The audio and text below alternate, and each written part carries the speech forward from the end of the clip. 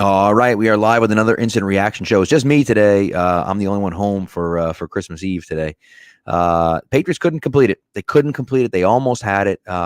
They looked, obviously lose 22-18 to the 22-18 to the Bengals, and they looked just absolutely atrocious. Like maybe the worst team in the league in the first half. They couldn't stop.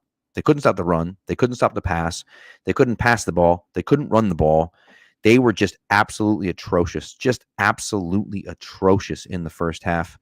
And then they started mounting a comeback, right? Of course, it starts with the Marcus Jones pick six, which, obviously the return's incredible. And Marcus is, everyone knows I love Marcus Jones so much. And he had another turnover with a fumble recovery, but the return was incredible. But the play was the cover zero, the all out blitz, and Chase didn't read it, and so Burrow threw it up there the way he did because he figured I'm going to put it up high so that Chase can just try to moss Marcus Jones, smaller guy, makes sense, but Chase didn't go to the sideline, and so Jones did, and of course rest is history with the return. But it just, this team, look, as bad as it was in the first half, and it was really bad. That's some of the worst football you'll ever see in your entire life. The Bengals had over 300 yards of offense in the first half. The Patriots couldn't move the ball. It was really, really bad. I think at one point the Patriots had 5 first downs and the Bengals had 25, and it was just like they just couldn't do anything, right? And they ended up picking Burrow off, with Devin McCourty, and they couldn't do anything with that. And so you just kind of like, you felt like the offense wasn't doing anything. And then they put in Kendrick Bourne. And then all of a sudden, Mac started making throws downfield. All of a sudden, he's throwing into triple coverage on third down, and he's making a great play on third down. And he's throwing a ball to the sideline, which, and we'll talk about the last throw to Tyquan and how it was a little underthrown, but like that throw to Kendrick Bourne was an absolute missile to Kendrick Bourne on the sideline, where he gets that second foot down. Bill ends up having to challenge it because they call it incomplete. But that throw was, just over the safety's hands. It was an unbelievable throw by Mac Jones, and pretty far downfield too. And so he doesn't have the best arm in the world, right? And so that's why you see the underthrow to Tyquan, because he didn't get everything on it. I think if he gets everything on it, it's an easy completion to Tyquan, but and maybe even a touchdown with the way that Tyquan can run. But nevertheless, just an absolutely phenomenal throw. And it is clear to everyone watching the game, anyone that watches the game, it is 100% clear that he loves Kendrick Bourne. Mac loves throwing the ball to Kendrick Bourne. He loves it. It's clear that he loves it because Bourne, they're just on the same page. They have this chemistry together. That's undeniable. And it started out last year, at the end of last year. And so I had thought at the beginning, coming into this year, I was telling people, because I do fantasy stuff, and I was telling people, like, you should take Kendrick Bourne over Jacoby Myers because you'll be able to get him later, and they're going to have similar numbers. That has not been the case this year because Myers has played almost every snap and Bourne hasn't played at all. And it just but every time he's out there, he seems to be doing something good, right? And it's not all good, but for the most part, it's pretty good when he's on the field. And so then you start to question the coaching and some of the coaching decisions, and you say, well, are they putting the best guys out there on the field, right? Does Matty P not like Kendrick Bourne, and that's why he's not out there? And if that's the case, should we reconsider what we're looking at here? Because that's unacceptable. It's just unacceptable. You can't have something like that happen where the coach doesn't like a player, and so he's not going to play. It isn't good for your football team, and especially when your quarterback is a second-year quarterback who has struggled this year. But when this guy's on the field, he plays pretty well. And so,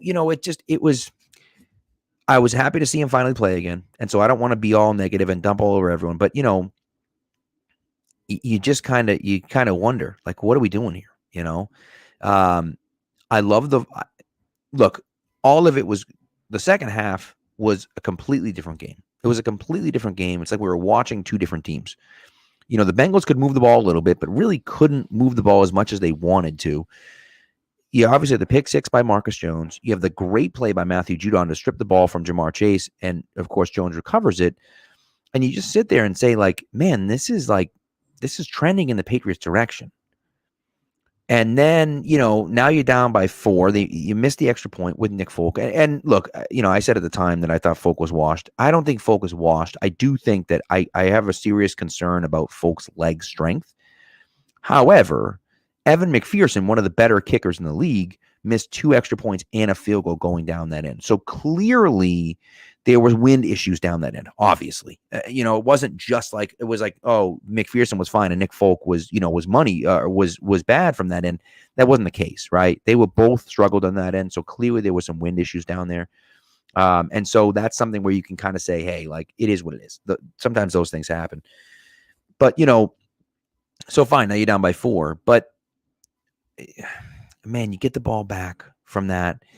And then Marcus Jones comes back out and has that run on second down. And you're just like, man, this is exactly what you're looking for. Now the Patriots all of a sudden are moving the ball and they're in field goal range. And, of course, they need to get into the red zone. Now they're in the red zone. Great. They pick up the first down. They got no timeouts left, right? So what do? You run it up the middle again with Ramondre. And this is just, it's been a consistent theme in the red zone where you just run the ball and run the ball and run the ball and run the ball. And that's what it's so frustrating, to see them run it straight up the middle. And Ramondre can't fumble. That's 100% on Ramondre. He cannot fumble that ball. It's inexcusable. However, he was 3 yards from where he was going to be marked down. He was going to be marked down 3 yards ahead of where he fumbled the ball. So for me, I look at that and I say, well, wait a second. If that's not, I'm very confused about why isn't that forward momentum? His forward momentum is clearly stopped. He's getting pushed back by 3 guys. And sure, he's fighting against those 3 guys, but his forward momentum is clearly stopped. And then the ball gets stripped out and they lose the ball and there's nothing you can do. You can't challenge. He's obviously not on the ground, right? And so it's very frustrating to see that. Now, again, would I have liked to see them throw the ball? I thought killing the clock in that moment was a good idea until there was a minute left. Now there's a minute left. They have no timeouts left. Why are we running a straight up the middle again? Do something different, right? Give them a different look. Because even if, fine, Mondre gets stopped there, he doesn't fumble. Well, you're still at the 6-yard line, right? You still have now 2nd and goal at the 6, and now the clock is running. And so now you're like, oh boy, now we got to do something with the ball, right? And so it's those things that frustrate the hell out of you. And then Mac takes the 15-yard penalty. And again, it may not be a huge deal, but that 15-yard penalty can make a big difference, right? Because if they're punting from their end zone, essentially, right? They're punting from their end zone as opposed to punting from the 20, right? Or from the 15 or whatever. It was a great punt. Actually, it wasn't a great punt. It was a low line drive punt. And Marcus Jones just drops it. And it's just, look, Marcus Jones did everything in that game, right? At a certain point, you just kind of sit there and say he can't do everything, right? It's unfortunate that happened in that moment. You figure he's probably going to have a 15, 20-yard return because he outkicked the coverage on that play, right? And it's similar to that Jets game where he makes one guy miss and all of a sudden it's a touchdown, right? And so I'm not saying he would have returned it for a touchdown or anything like that, but it probably would have been at least a 15-yard return. And now you're looking at it getting the ball at the 35 or the 40 to start as opposed to the 20. That's a big difference, right? It's a big difference. And so it's those little things, right? The mistake by Mac Jones, obviously the fumble by Mondre kills you, but the 15-yard penalty by Mac Jones afterwards, the drop punt return by Marcus Jones afterwards, like those things now they contribute to you losing. And there's a million examples of that all over the game. But the play calling drives you absolutely insane. It drives you insane. You come out to start the game against Cincinnati. It was a good run defense. They were a good run defense. So what do? Run it, throw it. And you go 3 and out. Well, of course you go 3 and out because they have a good run defense. And you script the first 15 plays. Those are your first 3 plays. It just it makes no sense. And I know Mondre's a great player and he's one of your best offensive players. He is, without a doubt. He might be he's one of the better players on the team for sure. So I know you want the ball in his hands. But at a certain point, it's just like, if we just run up the middle every play, of course they're going to know what's coming and they're going to be able to stop it. And it's so frustrating. And so, I appreciate you tuning in from Germany, Matt. I appreciate that. I agree they need a number 1 receiver. They need a real number 1 receiver. Because realistically, and Tyquan Thornton, Mac has Thornton early in the game and drops it. And look, it's not a perfect throw by Mac Jones. It's not. But when you have a deep ball like that, they're not always going to be perfect. It hits him in the hands and he just drops it. That last play, that's on Mac. He's got to get more distance on that throw. He has to. I know he can do it. He's just got to get more distance on that throw.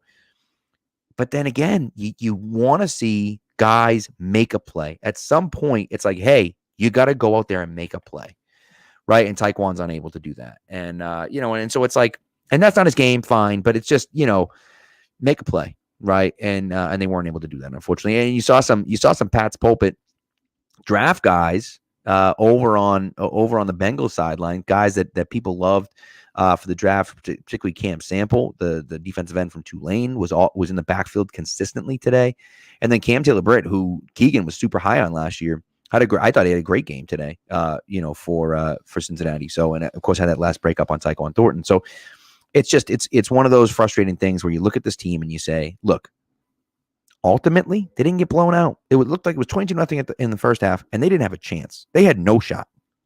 I mean, it was just like, just pack it in, like just forfeit, and that's it. Just be done. It's like, this is embarrassing, right? And they come out in the second half, and they score 18 points in the second half.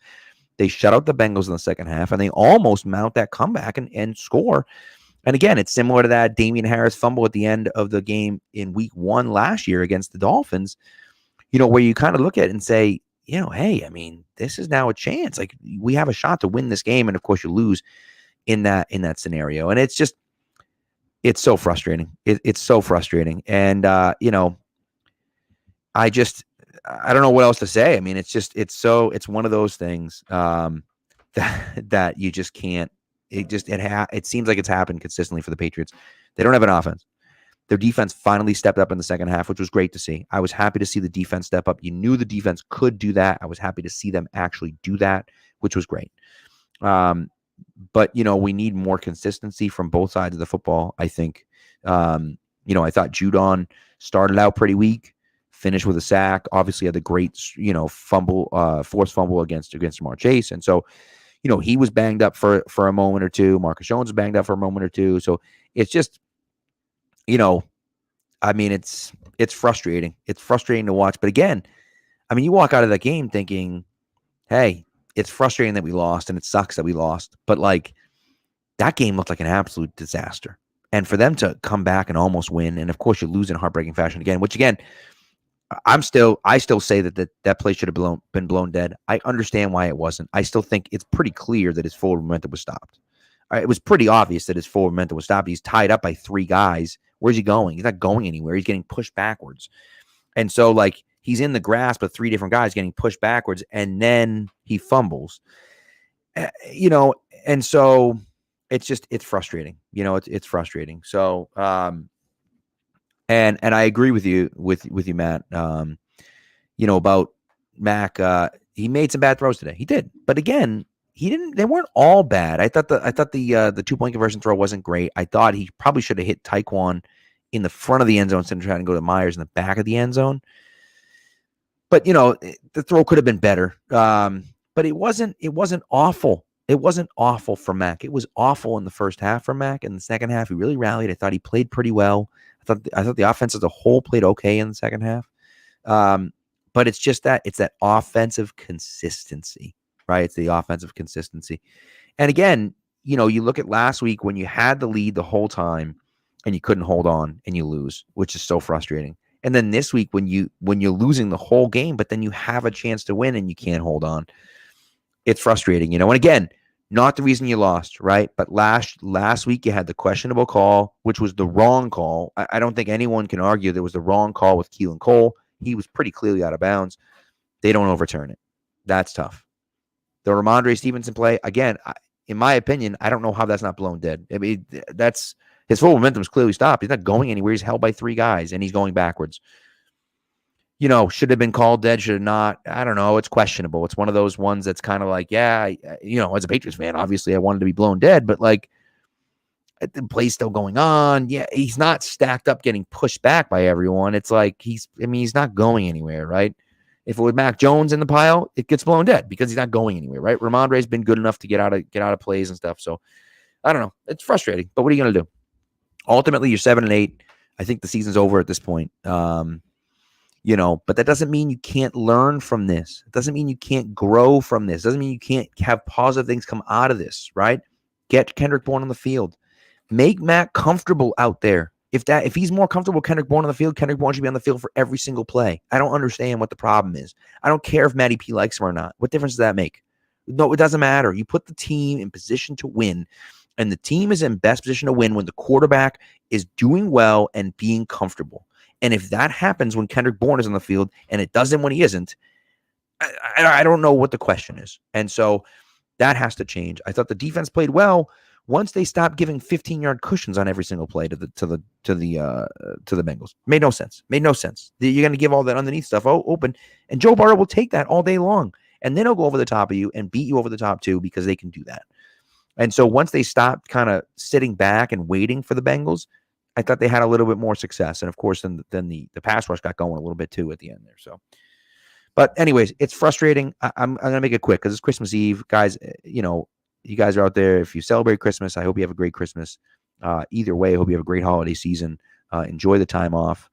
We'll be back this week, midweek this week, and then we'll be back after the New Year's Day game as well against the Dolphins. At this point in the season, I think you're hoping for me to get better, take some positive things away from these last two games.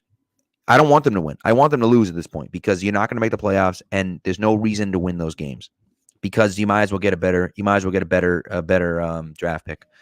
But for me, it's just like, take some positives out of those things, right? Take a look at it this year and take a look at it this year and say, Mac improved in these areas this year. Even if it was only the last few games, we saw some improvement in these areas. If we do more of that next year, that can be better. So we'll see what happens. But anyways, thanks for listening, guys. We appreciate it. And Merry Christmas to everyone that's watching and listening. I appreciate it. And we'll see you back here next midweek this week. All right.